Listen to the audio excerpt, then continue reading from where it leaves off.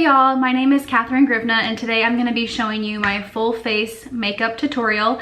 I've had several requests to show you guys what I do when I put on a full face of makeup, so this definitely is not what I look like on a daily basis. I hardly put any makeup on during the week, but when I do go out on a date night or when we're out on vacation, this is all of the makeup that I put on. So stay tuned and I will show you how I achieve this look.